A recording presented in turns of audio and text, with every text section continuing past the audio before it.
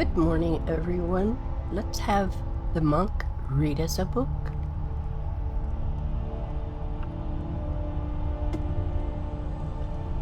Well, I wish that I could find a small book. I wish they would label them as small or large. But they don't, so let's go hunting. I think I've picked up everything off the tables. Let me see where I want to be standing to read. I would never get very much light on me wherever I sit. Hey, is that a book laying on the step? What is that? I can't even read that word, guys. I can't even read that. Let me look and see what it is. I need to pick it up anyway. Ancient Tales of the Dwemer, Part 6. If it's just different tales, I guess it wouldn't matter if I read something out of Part 6. Let's see what's in here.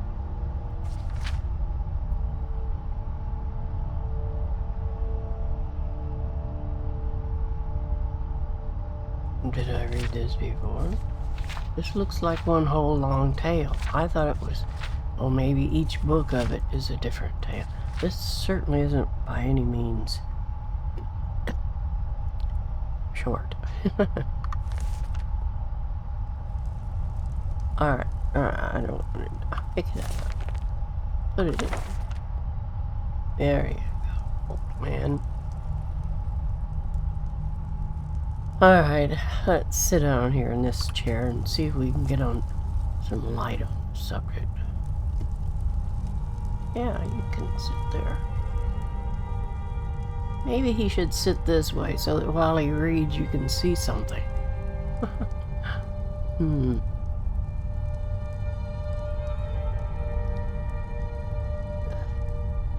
Alright, let me see what I got in here to read.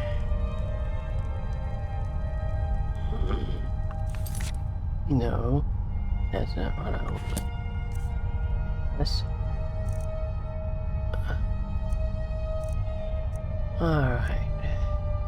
I hope I don't remember to put this. I hope I don't forget to put this in the right bookshelf this time. Look at all these books I'm collecting. That's where when I have all of them. Children of the Sky. Didn't I read that one? I'll have to look back through and find out.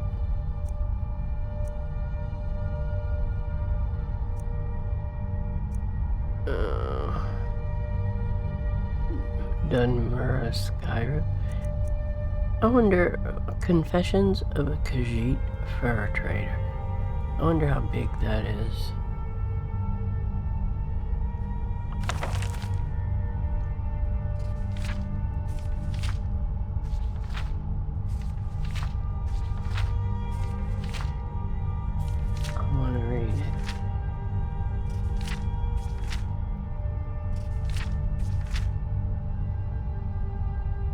It doesn't give an author's name.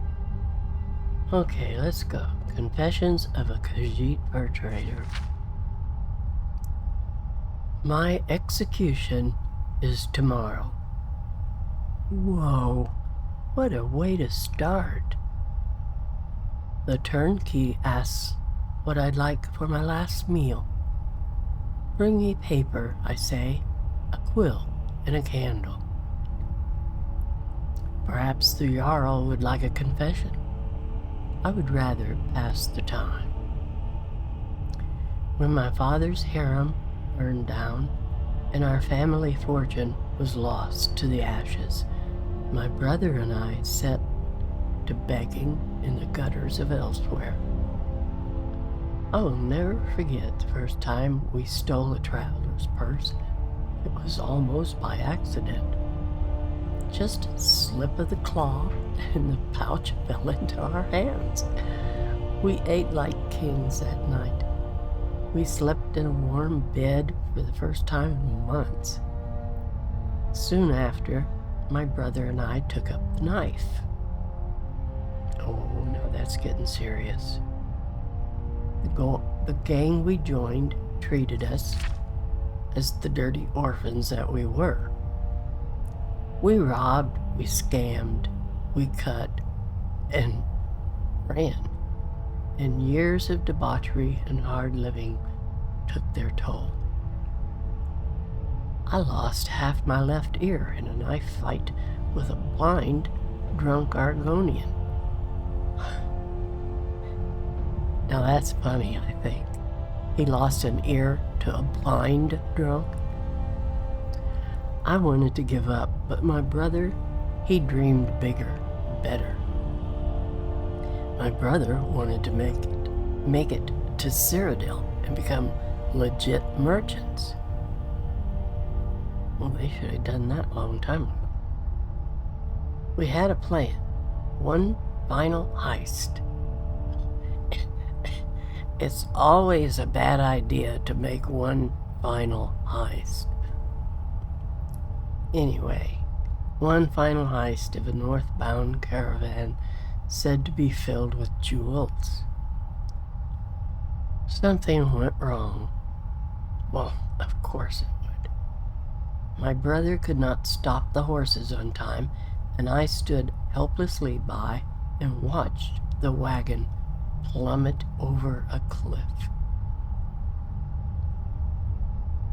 But as I picked through the wreckage, my devastation turned to excitement. There were no jewels, but there were plenty of luxurious fur pelts, orca tusks, mammoth hides, more than enough to buy my way to Cyrodiil. I'd follow in the footsteps of so many of my kind, a traveling merchant, someone with a respectable profession, just as his brother had wanted to do. I had all the furs bundled in my pack when I saw my brother's broken body. His ears were still warm. Ooh. And I shut his eyes for the last time. This was his dream, and he would want to go. But what I wanted, well, the caravan guards were coming. I had to go, but I couldn't just leave his body to rot. My brother gave me my first skin. It was to be a memento. But in the darkness of the fence's cabin, the coin hit my hand heavy. Then she looked at my brother's pelt and offered 3 times the amount of any other fur. Disgust had caught in my throat, but did not live very long. I realized the cost of such a forbidden luxury, the value, the demand, the respect. This is what I wanted.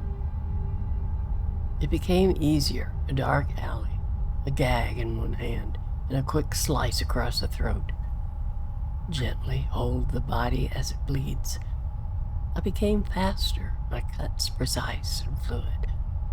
I peeled the skin with one motion and kept the merchandise pristine in one piece. I became rich, far richer than anyone in my family had ever been. Yet I was careful. My stronghold was well hidden and practically impenetrable. I hired the men that used to employ me. We moved frequently on less traveled roads when we hunted in the wild. We stalked the back alleys we used to sleep in when we hunted in the city. I grew so rich that I no longer needed to dirty my own hands. He just had other guys do it for him. Cool. Patchwork colored furs fetched the best price among the Bosmer. Oregonians preferred the pelts completely skinned and tanned. Orcs prized the thick, waterproof leather of the Argonians. Humans most often bought tails and ears. I had to employ an alchemist and a master craftsman for a couple of odd requests, but they didn't ask questions, and the gold piled up. And now, I'm a prisoner. Maybe I became careless. Maybe I let too many secrets slip between the sheets. The raid of my fortress was a massacre.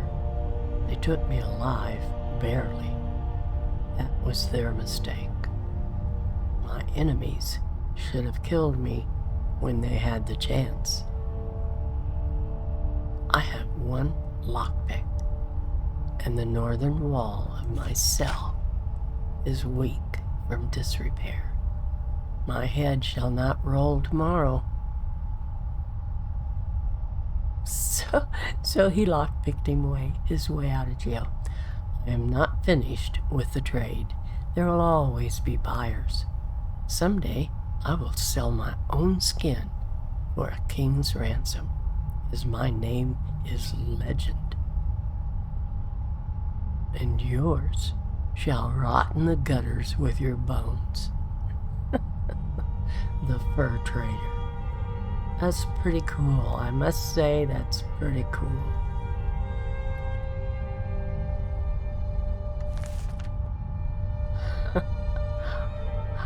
Alright, grandkids, I'm gonna go, and I will remember to put this in the right bookcase before I log out of here. Bye, grandkids.